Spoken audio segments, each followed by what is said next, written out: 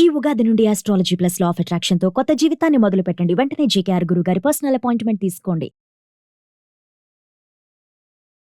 Hi viewers, India's largest digital media network Suman టీవీకి స్వాగతం. ప్రస్తుతం మనతో ఉన్నారు motivational speaker and emotional wellness coach హరిత. నమస్తే హరిత. నమస్తే రాధా. ఏంటి హరిత, అసలు వాయు వరుసలు లేకుండా బతికేస్తున్నామేమో ఇండియాలో, ఈ సొసైటీలో, ఈ జనరేషన్లో. ఇంకా దారుణమైనవి అంటే మనం న్యూస్ చూస్తే కన్నా తండ్రి కూతుర్లు పెళ్ళి, తల్లి కొడుకు పెళ్ళి. ఏమంటే మా నాన్నకు తోడలేడు, మేము చేసుకున్నాం, నా హస్బెండ్ చనిపోయినాడు, మాకు ఇష్టం మీకేంటి. అంటే ఎటుపోతుంది మన సొసైటీ. మన ఇండియా అంటేనే ఎంతమందికి రెస్పెక్ట్, ఎంతమంది రెస్పెక్ట్ ఇస్తారు మన. ఇవన్నీ న్యూస్ బయటికి రావడం వల్ల ఒకలాంటి ఫీల్ పడుతుంది కదా, ఒక బ్యాడ్ ఒపీనియన్ పడుతుంది కదా ఇండియా మీద. ఒక రేపులు తీసుకో, కిడ్నాప్, మర్డర్లు చూడు, మంచి ప్లేస్లో ఉన్నాం మనం.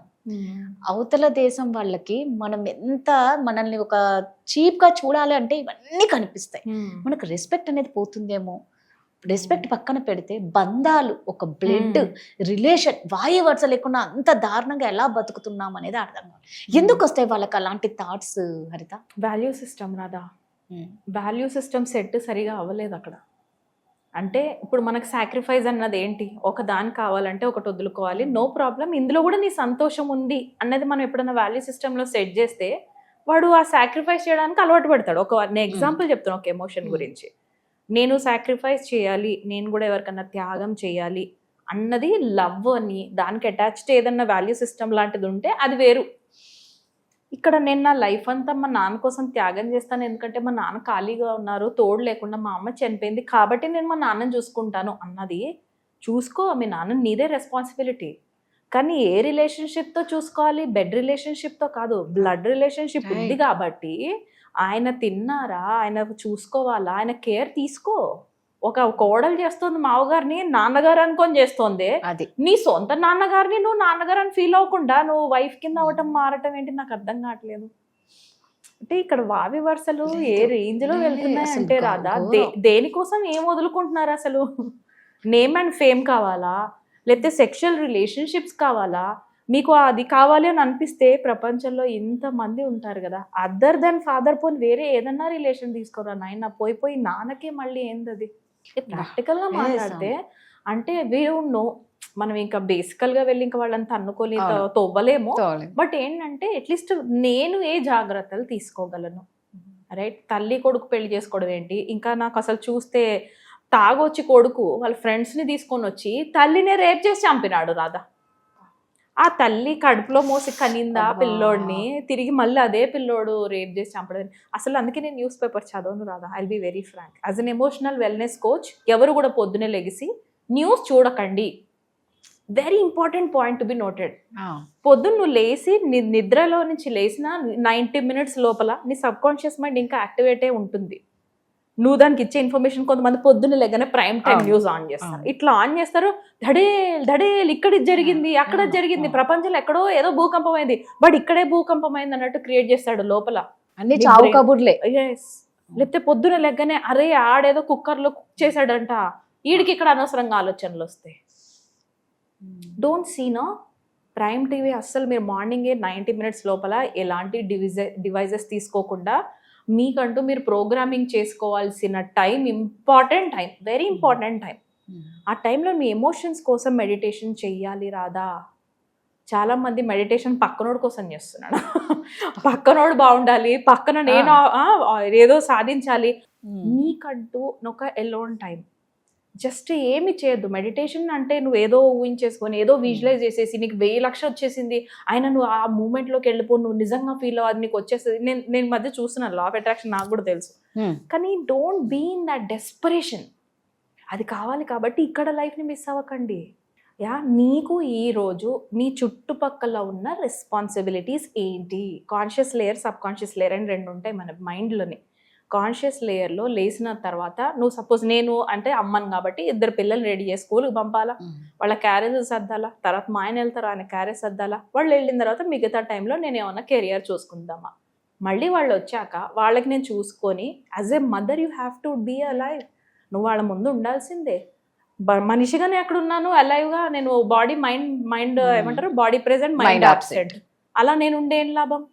నువ్వు 24/7 నీ ఎమోషన్స్ ఎటు వెళ్తున్నాయి, నీ పిల్లల ఎమోషన్స్ ఎటు వెళ్తున్నాయి, నేను మైండ్ఫుల్గా ఎంత ఉంటున్నాను, నన్ను నేను బాగు చేసుకునే కొద్దీ నన్ను చూసి నలుగురు బాగు చేసుకుంటారు. నేనే చెడిపోయి, నేనే తప్పుదారి పట్టి, నేనే నా లోపల గిల్ట్ అండ్ షేమ్తో చచ్చిపోతూ ఉంటే నా వైబ్రేషన్స్ ఏం వెళ్తాయి ఇంట్లో? రైట్. Yes or no? నేను బిఫోర్ కోచ్ ఆఫ్టర్ కోచ్ ఒకటి అబ్జర్వ్ చేశాను రాదా. బిఫోర్ కోచ్ ఇమ్మీడియట్గా వెళ్ళిపోయేదాన్ని, నాకు కోపం వచ్చింది ఇమ్మీడియట్గా అరిసేసేదాన్ని, ఏదైనా బాధ వచ్చింది ఇమ్మీడియట్గా ఏడ్చేసేదాన్ని. కోచ్ అయిన తర్వాత ఎమోషనల్ వెల్నెస్ కోచ్గా I started learning emotional intelligence. A emotion నేను ఎక్కడ ఎక్స్ప్రెస్ చేయాలి, ఏ ఎమోషన్ని నేను హోల్డ్ చేసి 24 hours తర్వాత మాట్లాడాలి అని నేను నేర్చుకునే కొద్దీ నాకు ఫస్ట్ ఇంట్లో నాకు వచ్చిన మార్పు ఏంటి తెలుసా? వైబ్రేషన్స్ బాగాయినాయి.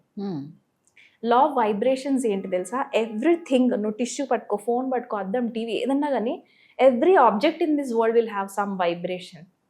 నువ్వు ఆ వైబ్రేషన్ని మేనేజ్ చేయగలగాలి. నేను ఏ వైబ్రేషన్లో ఉంటున్నా, నేను ఏం ఫీడింగ్ ఇస్తున్నా, నేను ఏం చూస్తున్నాను, నేను అదే తయారవుతున్నాను. న్యూస్ ఎక్కువ చూస్తే ఆబ్వియస్లీ అదే నెగటివిటీ. అండ్ ఇంకొకటి చెప్తాను కదా, ఒకప్పుడు 9 to 9:30 news, morning 7 to 7:30 news, అంతే మనకు తెలుసు. మళ్ళీ నెక్స్ట్ డే వచ్చేదాకా మనం వెయిట్ చేసేవాళ్ళం న్యూస్ కోసం. ఇప్పుడు అలా లేదుగా. ఇప్పుడు న్యూస్ కి మళ్ళీ ఇంత ఇన్ఫర్మేషన్, ఓవర్ ఇన్ఫర్మేషన్, నీ బుర్రంతా ఈ ఇన్ఫర్మేషన్ తోనే ఫిల్ అయిపోయి కూర్చుంటే నీ సంస్కారాలు అట్నుంచే చూస్తాయా లేదా? నీ మంచిగా నీ ఫ్రెండ్ వచ్చినా కూడా వీడు ఇప్పుడు ఎందుకు వచ్చాడు డౌటే నువ్వు క్రియేట్ చేసుకుంటున్నావు. ఇక్కడ లైఫ్ లో ఇంకేముంది మనకి? So it's never about them, it's about us. నేను ఇక్కడ నుంచి అక్కడికి ఎందుకు లింక్ చేశానంటే, నీ ఎమోషనల్ ఇంటెలిజెన్స్ ఏంటి? నీకు ప్రేమించాలనిపిస్తోంది, ఎమోషన్ ప్రేమ కావాలే కదా ఎవడన్నా పెళ్లి చేసుకునేది, తోడు కావాలి.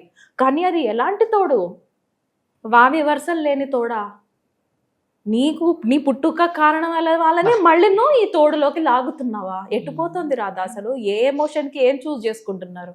Very important point to be noted.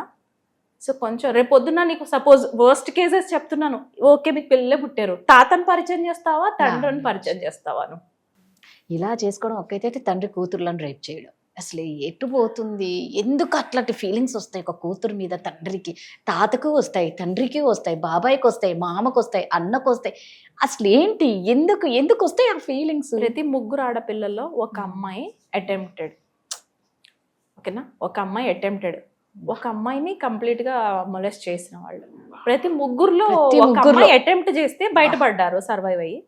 Next అమ్మాయి దొరికిపోయింది. ప్రతి 3లో ఈ రేట్ ఉంది అని అంటే అవి ఎక్కడి నుంచి స్టార్ట్ అవుతాయి? సొంత ఇంట్లోనే కదా.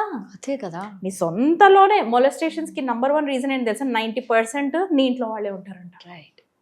అది నీ అన్న, ఇంకా మనం చెప్పలేము. ఇంకా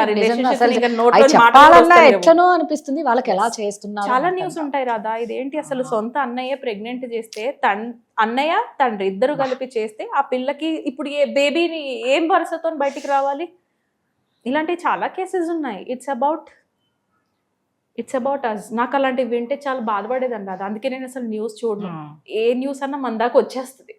నువ్వు కంగారు పడినా పడకపోయినా పలానా చోట అర్త్క్వేక్ అయిందంటే నీ దాకా ఇంట్లో వాళ్ళ త్రూ ఎక్కడో వింటాం. నువ్వెందుకు గంటల తరబడి అదే న్యూస్ లోకి క్యారీడ్ అయిపోయి నీ సొంత ఇంట్లోనే డౌట్ తోని మనం చేస్తూ ఉంటాం. As an emotional wellness coach Radha, this is an important thing I would share with the audience. చూడకండి, పొద్దున్న లేచిన వెంటనే 90 minutes లోపల మన బాడీని మనం through out the day control తెచ్చుకోవడానికి ప్రయత్నం చేసుకొని, మెడిటేషన్ చేసుకొని, ఏదైనా రాసుకొని చదువుకోండి తప్ప ప్రైమ్ టీవీస్ అస్సలు చూడొద్దు.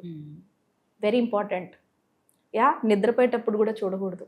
ఎందుకంటే నువ్వు సబ్ కాన్షియస్ మైండ్కి అదే ఇన్ఫర్మేషన్ ఇచ్చి పడుకోబెడతావు. నీ కళ్ళల్లో ఎవడో అలా చేస్తున్నట్టు, నిన్నెవడో తరుముతున్నట్టు, నిన్నెవడో ముంచుతున్నట్టు, నిన్నెవడో. ఒక అమ్మాయి కంప్లైంట్ చేసిన ఒకరోజు, నా పీక నొక్కుతున్నట్టు వచ్చింది, నేను సఫకేట్ అవుతున్నాను. ఎందుకనంటే రియల్ లైఫ్లో చెక్ చేసుకుంటే బిట్ రియల్ అనమాట, అంటే ఎవరో మోసం చేశారు. కళల్లో అలా వస్తుంది. So sub conscious mind is very important. అంటే జస్ట్ చెప్తున్నా, కొంచెం వాల్యూ సిస్టమ్ తో బతకండి. మనం ఎక్కడ ఉంటున్నాం, మనం ఎలాంటి సొసైటీలో బతుకుతున్నాం, మన ఇండియా ఏంటి, మన కల్చర్ ఏంటి, ఇట్లా వాయు వరుసలు లేకుండా రేపులు, పెళ్లిళ్ళు, నిజంగా టూ మచ్. మన దేశానికి చాలా పేరుంది రాదా. అదే కదా, ఇప్పుడు ఇవన్నీ జరుగుతూ ఉంటే ఇక ఆ పేరు ఏమైపోతుందా అని భయం వేస్తుంది. కొంచెం అందరం భాగస్థులమే. అందరూ రెస్పాన్సిబిలిటీ తీసుకుంటేనే మన తీసుకొని. మళ్ళా ముందున్న గౌరవం అన్ని దక్కుతాయేమో. ఇప్పుడు ఇంత వైరల్ అయితే ఉంటే ప్రతి న్యూస్ బ్యాడ్ అయిపోతూనే ఉంటాం కదా. సోషల్ అడిక్షన్ కూడా ఎక్కువ ఉంది ఇండియా. ఎక్కువ ఉంది. Right. Super. Thank you. Thank you.